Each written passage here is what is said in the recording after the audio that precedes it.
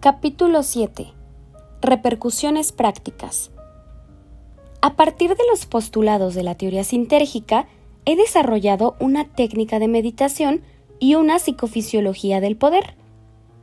La meditación autoalusiva es una tecnología de la conciencia diseñada para activar el nivel de la conciencia de sí y la conciencia de unidad. Se basa en la observación desapegada y simultánea de diferentes áreas de la experiencia, las sensaciones corporales, los pensamientos, las emociones y el entorno. La psicofisiología del poder es una tecnología de la conciencia diseñada para influir positivamente sobre ambos hipercampos. Se basa en la consideración de la existencia de un factor de direccionalidad colectivo capaz de ser modificado por el factor de direccionalidad individual y en un atractor extraño del futuro ideal del hipercampo con el cual es posible establecer un contacto. El hipercampo puede ser concebido como un macrocampo neuronal que, al igual que el campo neuronal individual, posee una dirección de desarrollo y un enfoque a través de la focalización de un factor de direccionalidad colectivo.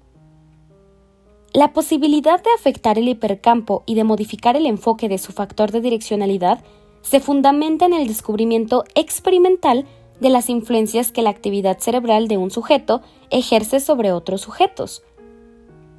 En estos experimentos, descubrimos que si dos sujetos interactúan en forma preverbal, aquel de los dos con mayores niveles de correlación interhemisférica modifica la correlación interhemisférica de su compañero, atrayéndolo hacia su propio nivel. Puesto que la correlación interhemisférica es un índice del grado de neurosintergia del cerebro, los resultados indican que existe una relación directa entre la neurosintergia y el poder personal. De esta forma, se puede deducir que mientras mayor sea la neurosintergia de un cerebro, más afectará la neurosintergia de otros cerebros, de sus campos neuronales y, por lo tanto, del hipercampo mismo. Por otro lado, tal y como existe una dirección de desarrollo individual hacia la conciencia de unidad, representada por un eje de incremento neurosintérgico del campo neuronal individual, así también existe una dirección evolutiva del hipercampo. La teoría sintérgica postula que esta dirección de la evolución hipercámpica no es azarosa y está comandada por un atractor extraño. El atractor extraño del futuro ideal del hipercampo equivale al punto omega de Chardin y se puede concebir como el estado de mayor centralidad y complejidad del universo, que atrae hacia sí mismo a las distorsiones de la latiz. Esta atracción es la responsable de que las distorsiones elementales de la latiz se organicen en sistemas complejos, desde el átomo, la molécula, la célula viva y el organismo humano, desembocando en la organización de la latiz más compleja, el cerebro humano. En la psicofisiología del poder, el contacto y la percepción del atractor extraño del futuro ideal del hipercampo se produce cuando se logra incrementar la neurosintergia individual a través de la meditación autoalusiva y cuando se expande la duración del presente. Este contacto entre el individuo y el atractor extraño del futuro ideal del hipercampo se experimenta como éxtasis y es lo que la tradición mística cristiana denomina estado de gracia. La psicofisiología del poder es una psicofisiología del liderazgo de la conciencia y como tal representa una de las aplicaciones prácticas de mayor repercusión derivada de la teoría sintérgica. Otra de las posibles repercusiones prácticas derivadas a partir de la teoría sintérgica es la posibilidad de modificar la curvatura del espacio, afectando la fuerza gravitacional. En un experimento realizado en mi laboratorio, descubrimos que los cambios de correlación interhemisférica determinaban oscilaciones de la gravitación en la cercanía del sujeto. Lo anterior significa que las modificaciones de la neurosintergia de un campo neuronal afectan la sintergia de la latiz. La posibilidad de afectar la gravitación a voluntad y de utilizar esta modificación gravitacional tiene repercusiones prácticas inmensas, tales como la transportación, la levitación e incluso la creación de un motor gravitacional. Puesto que la latiz es un superconductor, el incremento en la coherencia de un cerebro equivale y produce una acción similar al efecto Meissner, en el cual un imán levita cuando se coloca sobre un material superconductor. Otra de las aplicaciones prácticas de la teoría sintérgica es en el campo de la comunicación. En un experimento reciente, descubrimos la existencia del potencial transferido. 1988. Cuando dos sujetos han logrado establecer una comunicación empática preverbal y después son separados uno del otro, la estimulación de uno de los dos sujetos activa un potencial en el otro sin mediación de señales sensoriales. El potencial transferido es una manifestación de un intercambio directo de información específica de cerebro a cerebro y podría ser utilizado como medio para enviar información sin el uso de instrumentos electrónicos. Estamos a punto de iniciar un experimento para probar si existe una velocidad de transmisión del potencial transferido. La predicción es que el intercambio de información directa cerebro a cerebro es instantáneo, por lo que la tecnología de comunicación que se podría derivar permitiría un intercambio informacional sin retardos temporales y a cualquier distancia de separación. Por otro lado, la capacidad de la latiz de contener información colosal en cada uno de sus puntos podría ser utilizada en la invención de sistemas de computación que utilizan la misma estructura de la latiz, tanto para guardar información como para ejecutar operaciones de análisis informacional y de cómputo. La invención de una computadora de la latiz similar al cerebro humano, la que sería capaz de crear campos energéticos parecidos al campo neuronal y aprovechar sus operaciones, es otra de las repercusiones prácticas de la teoría sintérgica. Por último, la latiz posee una capacidad energética prácticamente infinita en cada uno de sus puntos.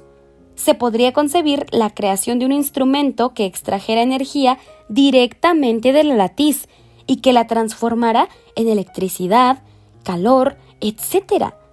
Este generador energético de la latiz resolvería todos los problemas de abasto energético del planeta. De la misma forma, la capacidad plástica de la latiz y la posibilidad de distorsionarla en formas específicas podría ser utilizada para materializar objetos y aún órganos biológicos, que podrían ser utilizados tanto para la satisfacción de necesidades materiales como en la práctica médica.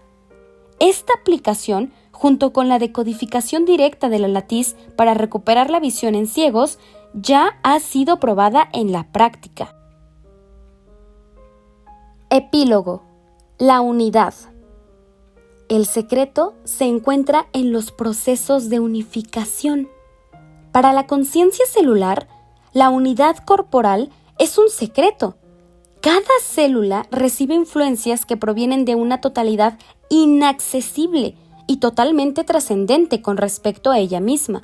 Sin embargo, y al mismo tiempo, la totalidad se halla algorítmicamente representada en cada uno de los elementos que la forman, y la célula no se escapa a esta ley holográfica.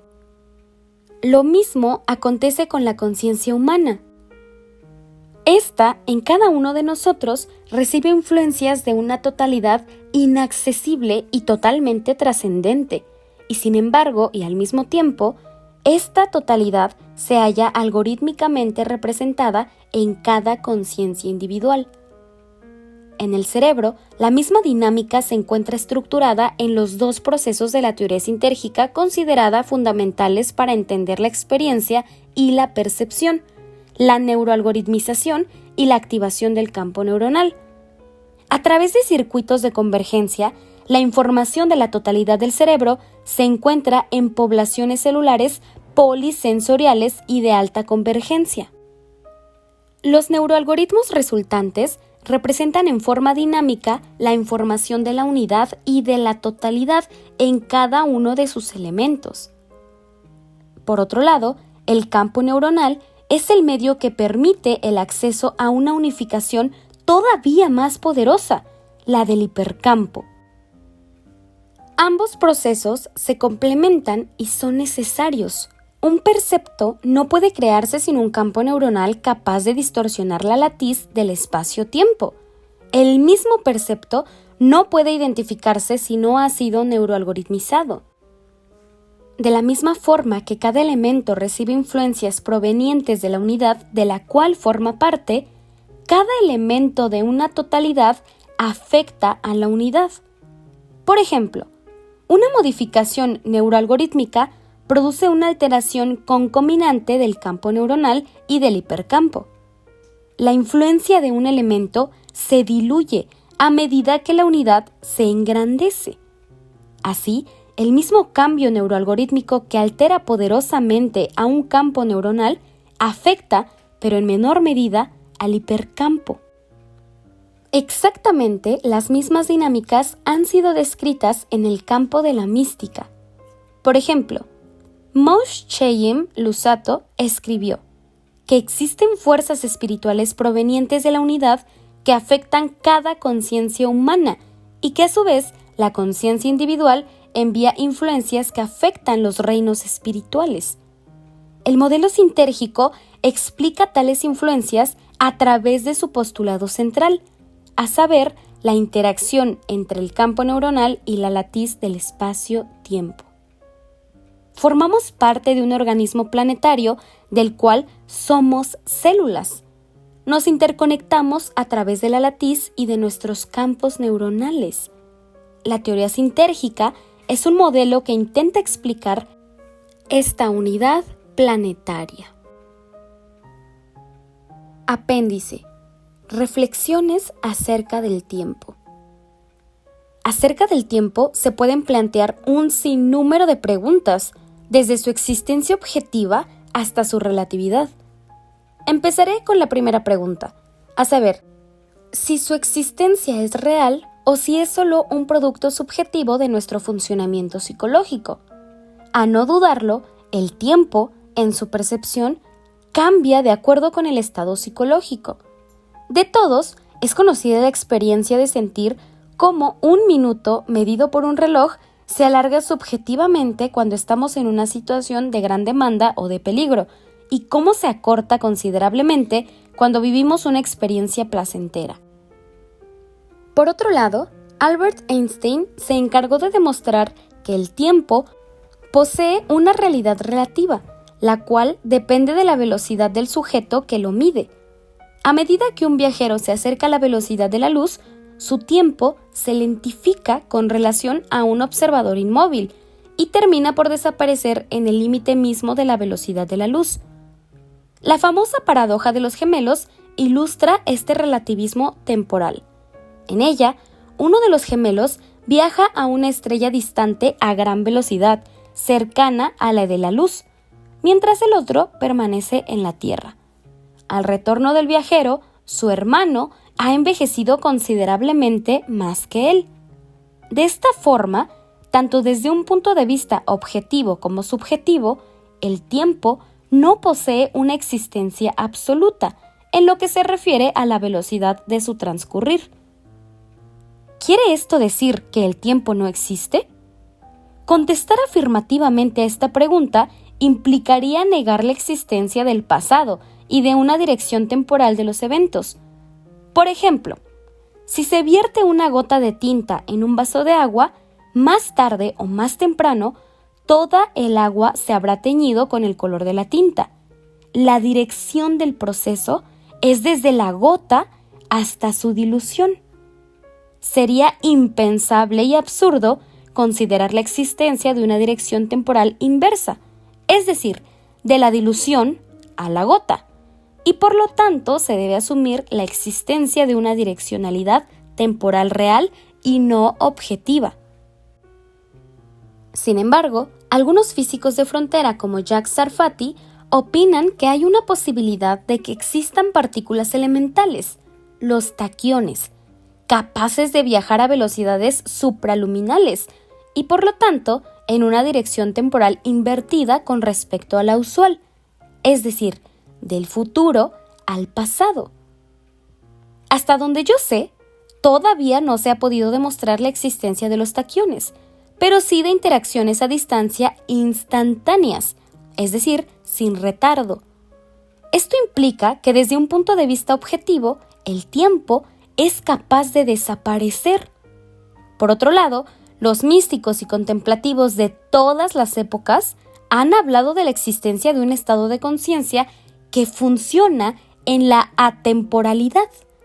Ellos afirman que todo lo que existe acontece en un presente absoluto, en el cual no existe ni el pasado ni el futuro. Esto quiere decir que también desde un punto de vista subjetivo, el tiempo puede dejar de existir.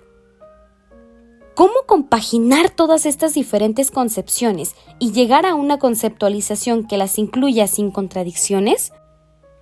Una posibilidad en este sentido la ofrece al modelo de la latiz y la teoría sintérgica. De acuerdo con nuestro conocimiento de la latiz, esta es capaz de variar su organización, desde un nivel básico de total simetría y coherencia hasta su hiperdistorsión dada por sus interacciones con el campo neuronal y con el hipercampo. Se podría postular que en el estado básico de la latiz, el tiempo no existe y que un hombre cuyo campo neuronal sea de la suficiente sinergia como para no distorsionar a la latiz, experimentará la vivencia mística de la atemporalidad en un presente absoluto.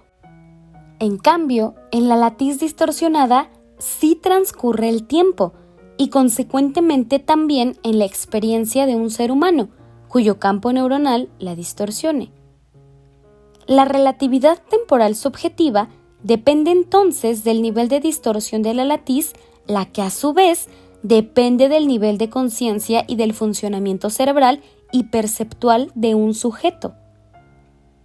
La latiz en su estado básico es tan atemporal como la atemporalidad a la velocidad de la luz. Esta correspondencia parecería señalar que en realidad lo que llamamos velocidad de la luz corresponde al estado básico referencial de inmovilidad de la latiz misma.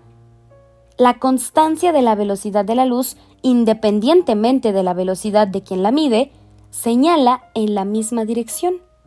En otras palabras, parecería que en el universo la referencia de inmovilidad es la de la luz, a la que erróneamente consideramos en movimiento, cuando en realidad es la manifestación del estado básico de la latiz.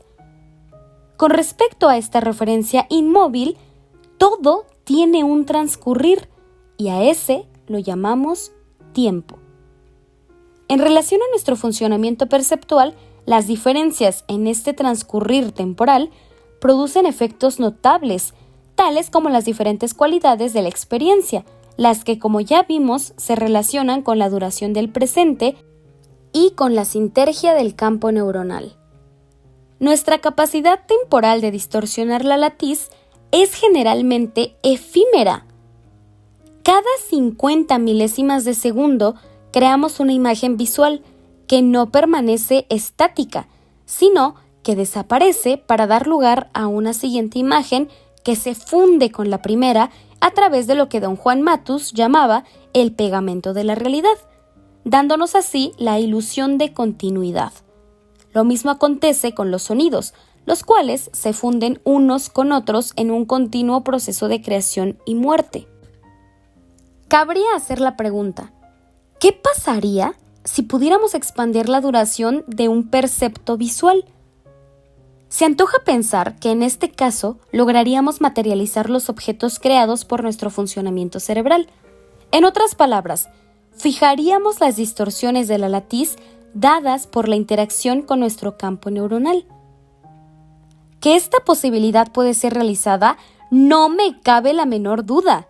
De hecho, algunos de los chamanes mexicanos, tales como Pachita, eran capaces de materializar objetos y aún órganos biológicos.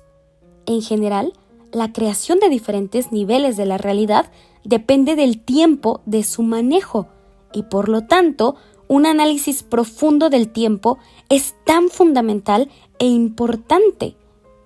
Acerca de la permanencia de los objetos, también cabe intentar un análisis. ¿Por qué, por ejemplo, una roca dura más que una nube? Un físico nos diría que su ciencia ya ha logrado entender y también ha podido explicar tales diferencias y que éstas se relacionan con la estructura atómica y molecular. Un sólido es un sólido porque la distancia interatómica dentro de él es menor que la que se representa en un líquido. Un gas es una organización de átomos y moléculas en las que los espacios vacíos son mucho mayores que los de un líquido, etc. Sin embargo, ¿por qué si tanto el gas como el líquido y el sólido son distintas distorsiones de la misma latiz, la diferencia de distancia resulta en variados niveles de permanencia? La permanencia de una fantasía visual depende entonces de la distancia entre los elementos distorsionados de la latiz. Si pudiéramos imaginar una roca sólida y pesada, ¿qué es lo que evita que ésta se materialice y qué es la que lo permite? Como mencioné antes, tenemos evidencia comprobada acerca de la posibilidad de materializar objetos. Pueden ver mi libro Los chamanes de México, volumen 3, Pachita, México, IMPEC 1987. Por lo que las preguntas que acabo de plantear no son un simple juego de artificio, sino una inquietud surgida de una observación empírica. Algo en la morfología del campo neuronal y en su interacción con la latiz debe ser la clave para entender tanto las diferentes cualidades de la experiencia perceptual como la luz, el sonido, etc., como la permanencia de las distorsiones de la latiz en los fenómenos de materialización. Ese algo se relaciona con el tiempo y su misterio. Decía antes que para un objeto moviéndose a la velocidad de la luz, el tiempo no transcurre y que esto mismo acontece para la latiz en su nivel básico de total coherencia y simetría.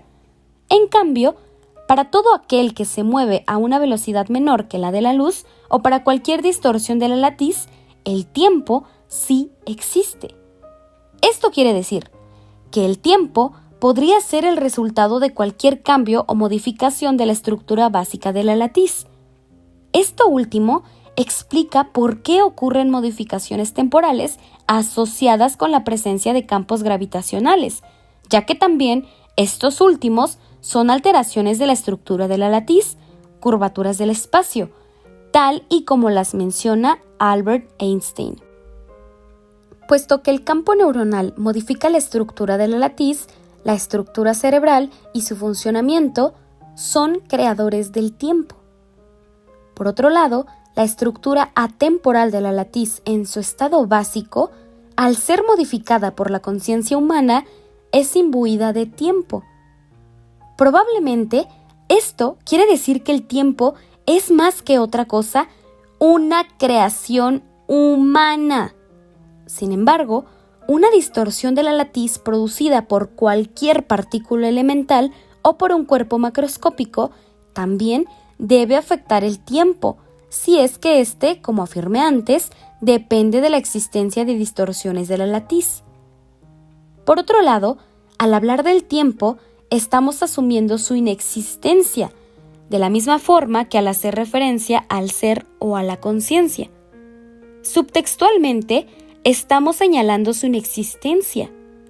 No es posible hablar de algo sin asumir la existencia de lo opuesto. Por ello, el tiempo implica el no tiempo. El modelo de la latiz satisface la necesidad de la existencia de la atemporalidad en la latiz no distorsionada y del tiempo en la latiz distorsionada.